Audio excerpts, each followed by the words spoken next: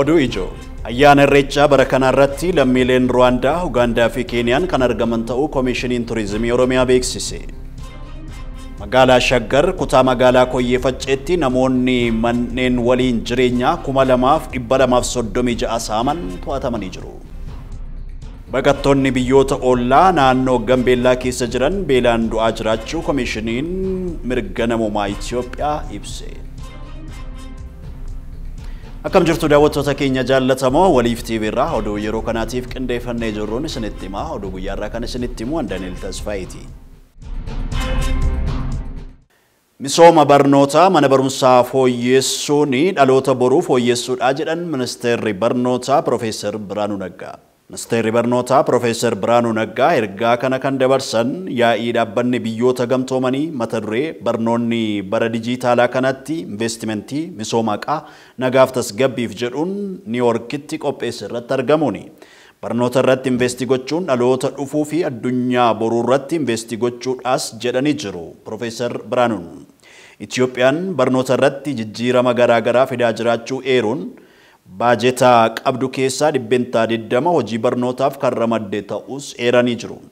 Rakkoo sirni barnootaa Itoophiyaa qabu keessaa ijoon hanqina bishaan dhugaatii, mana qulqullinaa, kutaa yaalii, hanqina dhiyeessii elektirikii manneen barnootaaf ta'us eeranii jiru.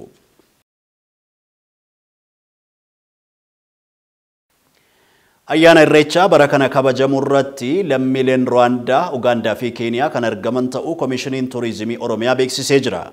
Miis Turizimiin Oromiyaa bara kanaas fulbaana 15 ni geggeeffama jedhamee jira. Koomishinichi hojiiwwan waggoota 3 darbanii ilaalchisee hoteela Skylight'tti guyyaa har'aa kana miidiyaaleedhaaf ibsa laatee jira.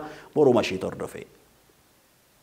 Koomishiniin Turizimii Oromiyaa torbee turizimii sababeeffachuun har'a Finfinnee Oromiyaa hoteela Skylight'tti miidiyaalee biyya keessaatiif ibsa kenneeti jira. Koomishiniin kun qaama biiroo aadaa fi turizimii Oromiyaa ta'uun tajaajilaa kan jiru yoo ta'u, hojiiwwan Oromiyaa gara addunyaatti geessuutii fi addunyaa immoo Oromiyaan wal barsiisuu hojjetu kan eegalee waggoottan 3 har'aa dura ta'uu addeessee jira. Koomishiniin Turizimii Oromiyaa erga hundaa'ee waggaa 3 reeffuuta.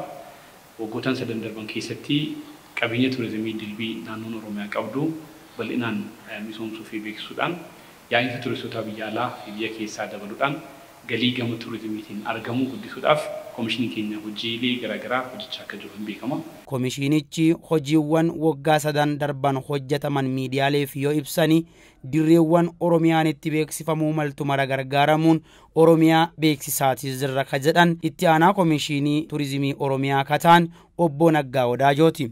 Obbo Naggaa Wadaajoo koomishinichi ijoollee Oromiyaa hedduufillee carraa hojii banee akka jiruu fi galiiwwan walitti qabataa akka jirus addeessanii jiru. Pilaatfoormiiwwan gurguddoo, waltajjiiwwan gurguddoo idil addunyaa kan dijitaalaas ta'ee kan qaamaan irratti argamuu dandeenyu maratti fayyadamuudhaan Oromiyaa akka gaariitti beeksisaa jirra jechaadha.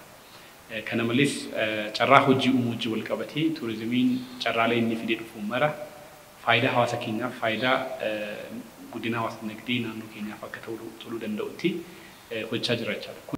Ibsa miidiyaalee fi kan kennan Obbo Naggaa Wadaajoo fi Daarektoreetiin Daarekterii Koominikeeshinii Koomishinichaa Obbo Ifabaase Abdul Wahaabii turizimiin utubaawwan dinagdee biyyattii 5 keessaa tokko ta'uu ibsuuni. Kanaaf ammoo damee kanarratti hojjechuun murteessaa waan ta'eef murteessinee hojjechaa jirra jedhan. Turizimiin utubaalee dinagdee 5 keessaa isa tokko ta'ee biyyattii kan ittiin durfamtu reformii guddina dinagdee kan waggaa 10 yeroo bahu turizimiin adda bahee utubaalee adda ba'an keessaa tokko ta'ee argamuunsaa xiyyeeffannoon seektara turizimiidhaaf kennamee hangam guddaa akka ta'e kan agarsiisu jechaadha. Ibsa kanarratti sagantaan Miisi Oromiyaa yookiin ammoo durbee bareedduu Oromiyaa beeksiftuu filachuu marsaan 3ffaan asuma Finfinnee hoteela Skylight'tti guyyoota fuuldura kennaa kanatti akka adeemsifamus addeessanii jiru. Miis Turizim Oromiyaa yookaan immoo bareedduu Oromiyaa dorgommiin gaggeeffama marsaa 3ffaadhaaf akkasumas immoo egzibishiniin turizimii hin jira. Miis Turizim kan jedhamtu yookaan immoo dubriin Oromiyaa hojiin ishee biraandii Oromiyaa sirriitti beeksisuudhaan Oromiyaan akka isheen beekamtu turizimiin Oromiyaa akka beekamu hojii guddaan hojjete jechaadha. Badhaasni turizimii Oromiyaallee marsaa 3ffaa fi akka geggeeffamus ibsanii jiru. Badhaasa turizimii marsaan sadaffaamu barakanamu akkaataa kenniinsa sagaleef fooyya'ee waggoota lamaan darban keessatti waan hojjenne irraa barannee fooyyesniiti kan dhufnu kenniinsa sagalee online gaggeeffamaa jira marsaa hawaasaatii marsaa masariitii qopheessine sanarratti kennamaa jira. Obbo Naggaa Wadaajoo akka jedhanitti sagantaan kunillee fulbana 13 haga 15 bara 2016tti asuma Finfinnee hoteela Iskaayilaayitiitti guyyoottan 3 itti aananii fi kan adeemsifamu ta'uu ibsanii jiru. Qophiin badhaasa turizimii Oromiyaa fi Miis Turizimii Oromiyaa kan gaggeeffamu gaafa fulbana 15 taa'achaadha galgala sa'aatii 10 kaasee sagantichi ni eegala sa'aatii eeggatee dhumachaadha. Exhibitioniin garuu guyyoota 3 keessatti gaggeeffama. Exhibitioniin kan banamu gaafa 13 taa'achaadha. Banamee goolabni isaa hin gaggeeffamu gaafa 15 galgala taa'achaadha. Irreecha bara kanaa irrattillee yennaa jalqabaatii fi Oromiyaan ala lammiileen Oromoo biyyoota garaagaraa jiran keessaayyuu kan Ruwaandaatii fi Ugaandaa keessa qubatan akkanumallee ammoo lammiileen Oromoo ta Keeniyaa keessa qubatanullee akka irratti hirmaatamuu fi akka eegan ta'uu itti gaafatamaan itti aanaan Komishinii Turizimii Oromiyaa kataan Obbo Naggaa Wadaajoo fi ibsa yennaa kennan addeessanii jiru. Baqattoonni biyyoota ollaa naannoo Gambeellaa keessa jiran beelaan du'aa jiraachuu Komishiniin Mirga Namummaa Itoophiyaa ibsee jira. Namoota mooraa baqattootaa keessa jiraniifis gargaarsi nyaataa hatattamaa akka taasifamu komishinichi gaafatee jira. Asaantii Muhammad. Naannoo Gaambeellaatti yoo xiqqaate godaantonni 30 ta'an beelaa fi haleellaa irratti raawwatamuun du'u Komishiniin Mirgoota Namoomaa Itoophiyaa beeksiseeti jira. Godaantonni nyaata barbaacha da'oo keessa jiraatan keessaa ba'anii wayita deemanitti haleellaan irratti raawwatamuudha komishinichi kun kan ibse. Komishinichi ragaa kana argachuun jaarmiyaa dhimma godaantotaa fi namoota godaansarraa deebi'anii akkasumas bakka buutota godaantotaa dubbisuu ibsamee jira. Jaarmiyaan mirga namoomaa kun ibsa akka lakkoofsa Itoophiyaa fulbaana 9 bara 2016 baaseen godaantonni naannoo Gaambeellaa keessa jiraatan mooraa baqattootaa keessatti deeggarsi midhaan nyaataa irraa dhaabbachuu eeree jira. Sababa kanaan baqattoonni beelaa fi miidhaa yaaddeessaa keessa jirus jedheeti jira. Baqattoota 400 ta'aniif da'oo taatee kan jirtu naannoon Gaambeellaa deeggarsa qaamolee gargaarsaa garaagaraatiin jiraachifti. Komishiniin Mirga Namoomaa Itoophiyaa buufataalee baqattootaa kanneen akka Niguniyeel, Tirkidee fi Kulee jedhaman keessatti deeggarsi namoomaa dhiyaachaa jiraachuu ilaalchisee hordoffii taasisuu ibsee jira. Buufata yoo xiqqaate baqattoota 112 keessa qubatanii jiran Niguniyeel keessatti erga caamsaa darbeetii deeggarsi midhaan nyaataa kun dhaabbatee jiraachuu komishiniin kun himee jira. Mooraan kun mooraalee baqattootaa naannicha keessa jiraatan keessaa isa guddaa yoo ta'u keessattuu erga walitti bu'iinsi Suudaan Kibbaatti bara 2016 mudate as lammiileen biyyattii irraa baqatan baay'inaan keessa jiraatu. Baqattoota 72 kan qabate mooraan Tiyaarkidee fi mooraan baqattoota 52 caalaniif da'oo ta'e Kulee keessatti erga waxabajjii darbeetii deeggarsi midhaan nyaataa qaqqabee hin beeku jedhanii jiru. Mooraalee baqattootaa eeraman kunneenii fi kanneen biroo naannocha keessatti argaman keessatti rakkoo mudate kanaan wal qabate yeroo ammaa jireenyi baqattootaa yaaddoo keessa jiraachuun ibsamee jira. Godaantonni kun nyaata barbaachaaf jecha bakka dahannoo isaaniitiin alatti yeroo deemanitti haleellaan akka irra ga'u komishiniin mirga namoomaa Itoophiyaa gabaasa keessatti ibsee jira. Deeggarsi midhaan nyaataa dhaabbachuu fi nyaati madaalawaan hanqachuurraa kan ka'es baay'een du'anii jiru. Biyyattii keessatti bakkeewwan garaagaraa keessa kan jiraatan godaantotaa fi buqqaatotaaf deeggarsi namoomaa godhamu dhaabbachuu fi walitti bu'iinsa bakkeewwan garaagaraatti itti fufuun haala walqabiinsa namooma isaanii waan gadi buusaa jiruuf akka isa yaaddeesse komishiniin mirga namoomaa Itoophiyaa kun ibsee jira. Biyyoonni godaantotaa fi buqqaatota keessummeessan nageenya isaanii mirkaneessuuf itti gaafatamummaa qabaatanis ba'aa isaanirra jiru hir'isuuf garuu deeggarsii fi tumsii idil addunyaa cimoo akka qabu komishinichi asumaan gaafatee jira.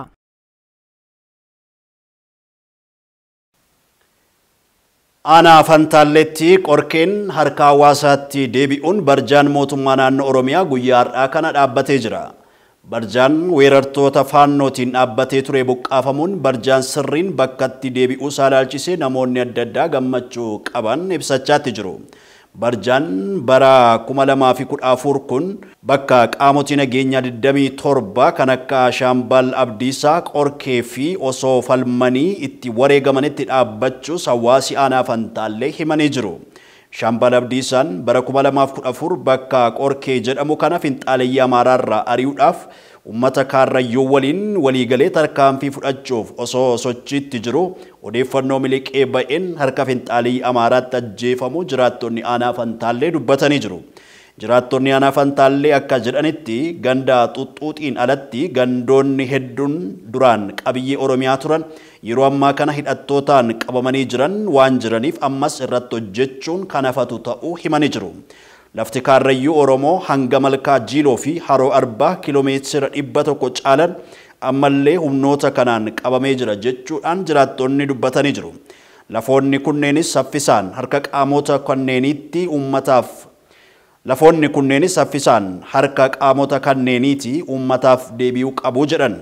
Mootummaan naannoo Oromiyaas dhimma kana callisaan ilaaluu akka hin qabnes hubachiisanii jiru. Waldaan Fannoo Diimaa Itoophiyaa ambulaansiin gargaarsa namoomaatiif itti gargaaramu waajjira isaa naannoo Amaaraa magaalaa Finoota Salaam jiru keessa hidhattootaan saamamaa jiraachuu himatee jira. Daraartuu Garbaa bal'ina isaa isinitti himti.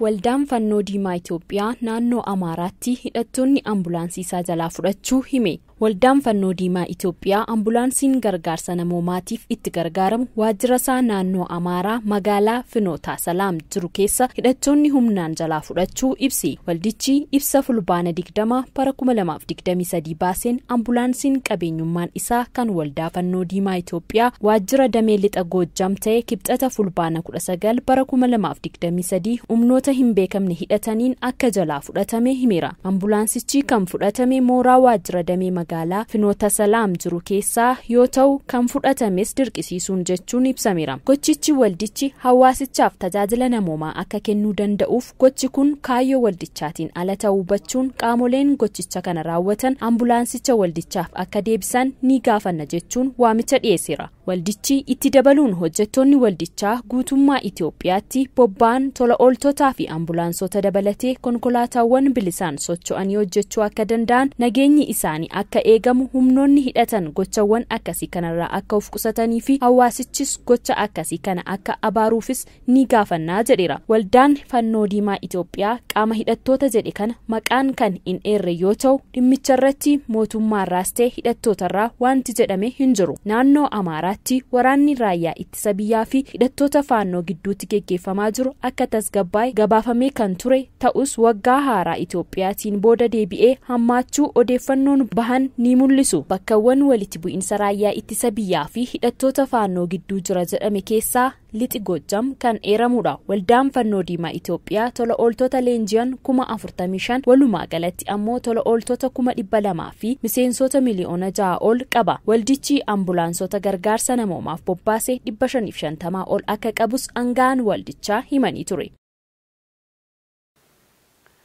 Magaalaa Shaggar kutaa magaalaa Koyyee Facceetti namoonni manneen 2,236 saaman to'atamanii jiru. Girmaa Guddisaa dabalataan isinitti hima. Namoonni saamicha mana jireenya raawwachaa turan to'annoo seeraa jala ooluun isaanii himame. Bulchiinsa magaalaa Shaggar kutaa magaalaa Koyyee Facceetti namoonni eenyummaan isaanii hin beekamne manneen jireenya waliinii yookiin kondominiyeemii humnaan cabsuun keessa jiraachaa turan to'atamanii jiru. Namoonni gocha kana raawwachaa turan hordoffii seeraatiin to'annoo jala ooluu isaanii itti gaafatamtuun waajjira manneen daddabarsaa fi bulchiinsa misooma manneen bulchiinsa magaalaa Shaggar kan ta'an aadde Masarat Abbabaa himanii jiru. Manneen jireenya saamichaaf saaxilaman kunneen warra abbootii carraatiif kan bahe yoo ta'u namoonni carraan isaaniif hin baane humnaan cabsuun keessa jiraachaa turanii jiru jechuun aadde Masarat kan dubbatan. Aadde Masarat akka himanitti amma hordoffiin seeraa erga isaan irratti gaggeeffamee booda mana humnaan saaman gadi lakkisanii akka bahan taasifamee jira jechuun kan himte. Abbootii carraa irraa waraqaan ragaa mana jireenyaa seera qabeessa ta'e erga irraa funaanamee booda akkasumas eeruu uummanni taaseen waajjirri manneen daddabarsaa fi bulchiinsi misooma manneenii magaalaa Shaggariif qaamota seeraa kabachiisan wajjin ta'uun namoota saaman kana to'annoo jala oolfamanii jiru jechuun aadde Masarat gaazexaa riippoortaratti kan dubbatan. Bu'uuruma kanaan bulchiinsa magaalaa Shaggar kutaa magaalaa Koyyee Facceetti manneen jireenya waliinii 90 fi manneen jireenya waliinii 28 keessa manneen 2,236 kan ta'an seeraan ala kan namoota dhuunfaatiin kan saamamanidha jechuunis himanii jiru. Manneen 1,232 kan ta'an ammoo warra saaman keessaa baasuun warra abbaa manaatiif dabarfamee dabarfamee kennamee jira jechuunis hubachiisanii jiru. Saamicha manaa irratti namoonni bobba'an ragaa qulqulluu waan hin qabneef dabalataanis eenyummaan isaanii waan sirriitti hin baramneef jiraattootaaf yaaddoo ta'ee jira jechuunis kan dubbatan. Addee Masarat itti dabaluun akka himanitti saamtonni kunneen seeraan ala manneen kana keessa waggaa 3 ol keessa jiraachaa waan turaniif akka waan qabeenya isaanitti ilaalaa turanii jiru. Taateen akkanaa kun ammoo yeroodhaa gara yerootti dabalaa dhufuun isaa ammoo yaaddoo biraa uumee jira jechuun kan ibsan.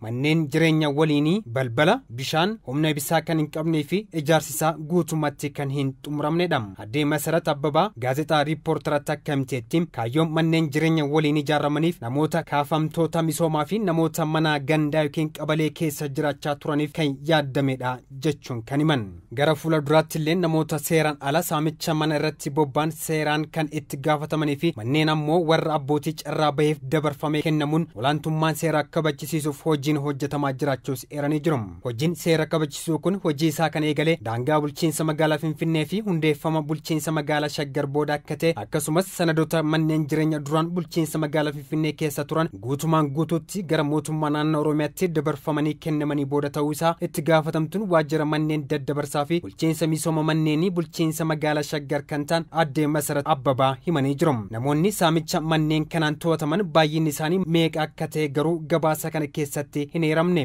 Maddi gabaasa kana ammoo gaazexaa riippoortar.